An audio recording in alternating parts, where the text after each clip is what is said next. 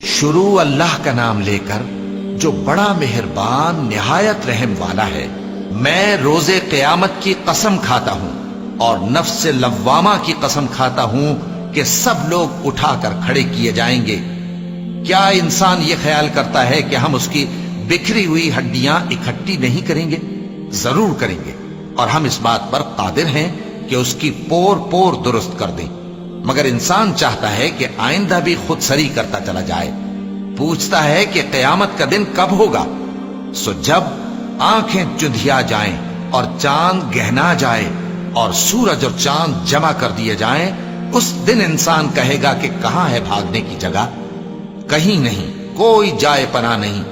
اس روز تمہارے پروردگار ہی کے پاس تمہیں جا ٹھہرنا ہے۔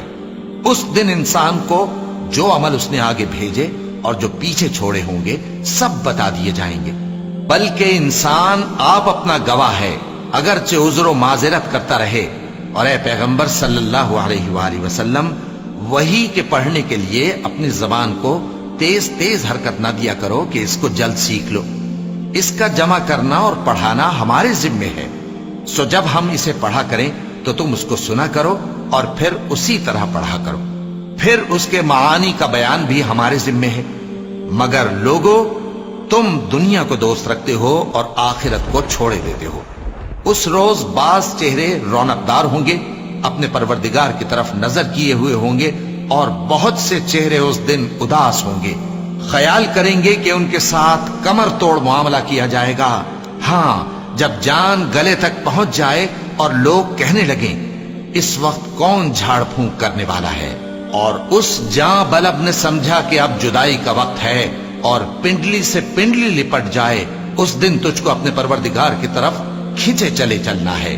پھر ایسے مغرور نے نہ تو پیغمبر صلی اللہ علیہ وآلہ وسلم کو سچا جانا اور نہ نماز پڑھی، لیکن جھٹلایا اور منہ پھیر لیا، پھر اپنے گھر والوں کے پاس اکڑتا ہوا چل دیا۔ خرابی ہے تیری، خرابی پر خرابی ہے، پھر خرابی ہے تیری، خرابی پر خرابی ہے۔ کیا انسان یہ خیال کرتا ہے کہ اسے یوں ہی چھوڑ دیا جائے گا؟ کیا وہ منی کا جو ٹپکائی جاتی ہے ایک قطرہ نہ تھا، پھر لوتھڑا ہوا، پھر اللہ نے اس کو بنایا، سو اس کے اعضاء کو درست کیا، پھر اس کی دو قسمیں بنائیں، مرد اور عورت۔ کیا اس کو اس بات پر قدرت نہیں کہ مردوں کو زندہ کر دے؟